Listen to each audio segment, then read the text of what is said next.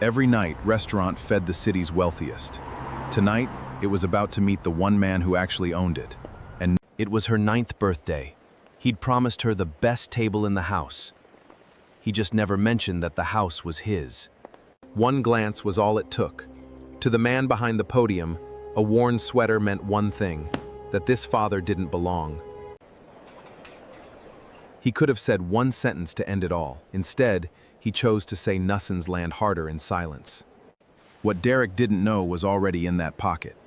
And by the time he did, it would be far too late to take any of it back. Marcus Bennett had exactly $40 in his wallet, a 9-year-old daughter holding his hand, and a promise he intended to keep, no matter what it cost him. If you've ever had someone look right through you like you didn't matter, you already know how this story starts, so stay with it, because the ending is going to make you want to hit like and subscribe before you even finish reading the comments. This is the story of the night a man was thrown out of his own restaurant and why he let it happen.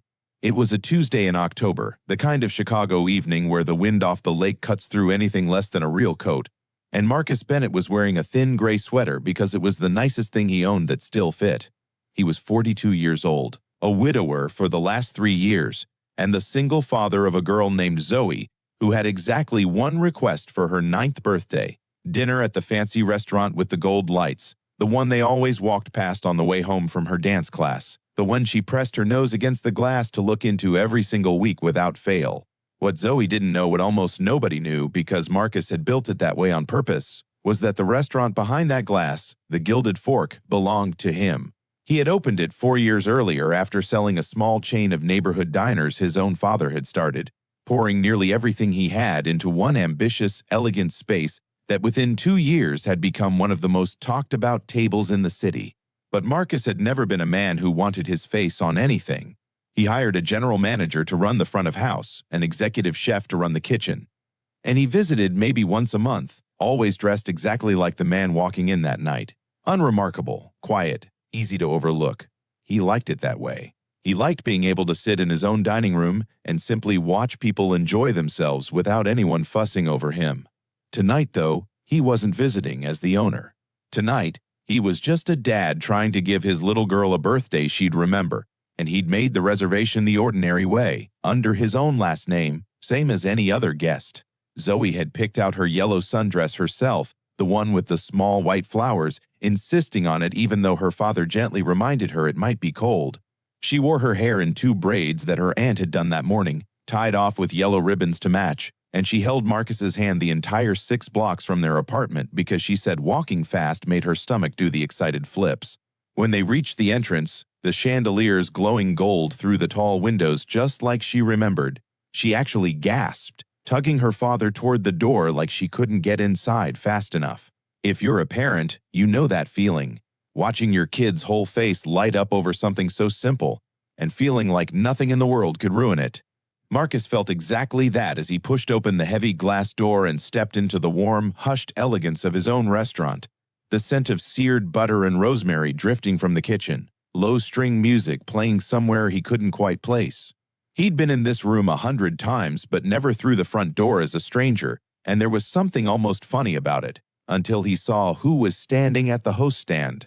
Derek Holloway had been hired 8 months earlier as the new general manager brought on by the previous manager's recommendation, while Marcus was traveling for a supplier deal in California. Marcus had met him exactly twice, both times briefly, both times in a suit so sharp it looked ironed onto him, both times with the kind of handshake that felt like it was measuring you. Derek ran the floor with military precision and had, in 8 months, quietly transformed the Gilded Fork's reputation from warm and welcoming into something colder, more exclusive, more about who you knew, who you looked like, what you were wearing. Marcus had heard whispers of this from a few longtime regulars, vague comments about the place feeling different lately, but he hadn't yet had the time to look into it himself. Tonight, without meaning to, he was about to find out exactly what those regulars meant.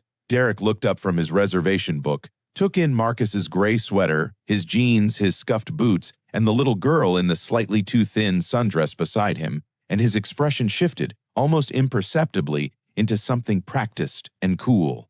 "Do you have a reservation?" he said. Not quite a question, more like a formality he was already certain the answer to. Marcus gave his name just Bennett, table for two, 7 o'clock. Derek's finger ran down the leather-bound page, paused, and Marcus watched something calculate behind his eyes before he closed the book with a soft, deliberate snap. "I'm sorry, sir, I'm not seeing that reservation. We're fully booked this evening." It wasn't true, and Marcus knew it wasn't true, because he owned the software the reservation had gone through and he'd checked it himself 2 hours earlier from his phone, sitting on Zoe's bed while she picked out her shoes. He could have said so. He could have pulled out his phone right there and shown Derek the confirmation email, could have mentioned his own name meant something on the deed to the building they were standing in. But Marcus had spent 42 years learning that some lessons only stick when a person is allowed to fully commit to their own mistake, and some part of him, the part still raw from watching his daughter's face for the first sign of disappointment, wanted to see exactly how far Derek would take this before deciding whether he even deserved a second chance. "There might be a mistake," Marcus said evenly. "I made this reservation myself online 2 hours ago." Derek's smile thinned. "I understand it's frustrating, sir, but I have a dining room to protect, and our clientele has certain expectations." His eyes flicked, just briefly, toward a table of businessmen in tailored suits being seated by another host, then back to Marcus's sweater, and the meaning was not subtle. Zoe, who had been quietly taking in the whole exchange with the sharp intuition kids have for tension between adults, tugged gently at her father's hand. "Daddy, is something wrong?" she asked, her voice small in a room built for grown-up conversations. And that, more than anything Derek said, was the moment Marcus felt his composure cost him something real. He crouched down to her height, ignoring the businessmen glancing over, ignoring Derek's impatient posture, and told her everything was fine, that sometimes restaurants get busy and they'd figure it out. She nodded, trusting him completely the way 9-year-olds trust their fathers, and that trust was the exact thing Marcus was not about to let this man break in front of him. He stood back up, and for the first time, something in his voice changed. Not louder, not angrier, just certain. "Could you check the name Bennett one more time," he said, "and this time actually look." Derek's jaw tightened, clearly unaccustomed to being asked twice, and he opened the book again with visible irritation, scanning it faster this time, his finger stopping abruptly on a line near the middle of the page. Marcus watched the color shift slightly in his face as he read the note attached to the reservation, the one the reservation system automatically generated for any booking made under the owner's registered account, the one that simply read, "Owner Reservation, Priority Seating." Derek looked up slowly, his composure cracking at the edges, his eyes moving from the note to Marcus's plain gray sweater to the little girl in the yellow dress still holding her father's hand, piecing together in real time exactly what he had done. "Sir, Derek started, and Marcus simply held out his hand, not for a handshake this time, but expectant, patient. "The keys to the wine cellar are usually kept behind the stand," Marcus said quietly. "I'd like them, please. And then I'd like you to seat my daughter and me at table 12, the one by the window, the one she likes." Derek's face went through several stages of understanding at once. Recognition, dread, the particular horror of realizing exactly whose 4-year investment he'd just insulted in front of a room full of paying customers.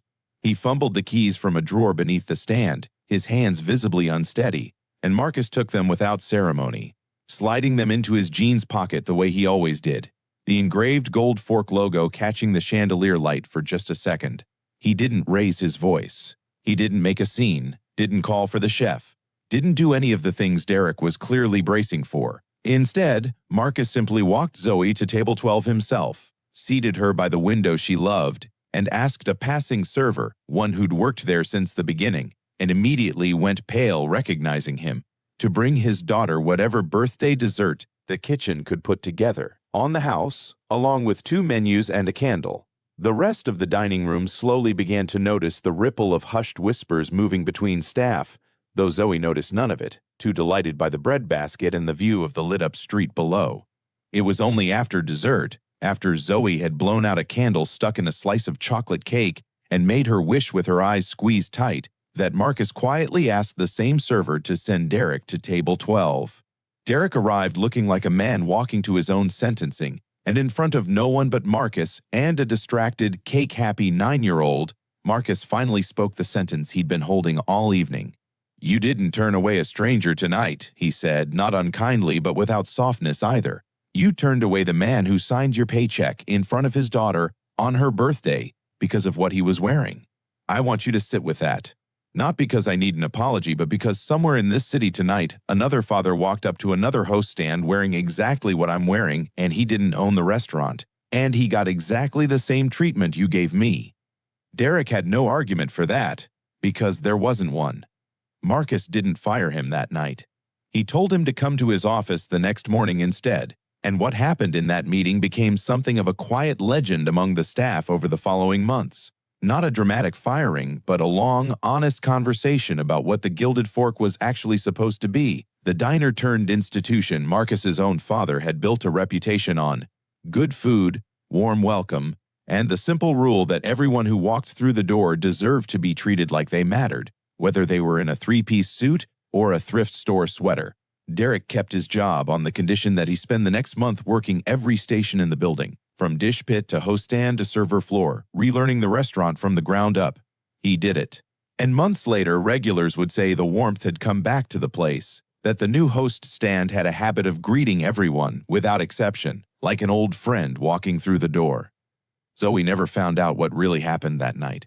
Not for years, anyway. All she remembered was chocolate cake, the view of the skyline through the window, and her dad holding her hand the whole walk home, telling her it had been, without question, the best birthday dinner in the history of birthday dinners. And Marcus never told her the rest either. Not because he was hiding it, but because the lesson he wanted her to carry forward was simpler than the whole complicated story behind it, that some of the most powerful people in any room are the ones who choose, again and again, not to prove it. If this story moved you even a little, hit that subscribe button, because there are a lot more stories just like this one waiting for you. Quiet dads, ordinary sweaters, extraordinary endings.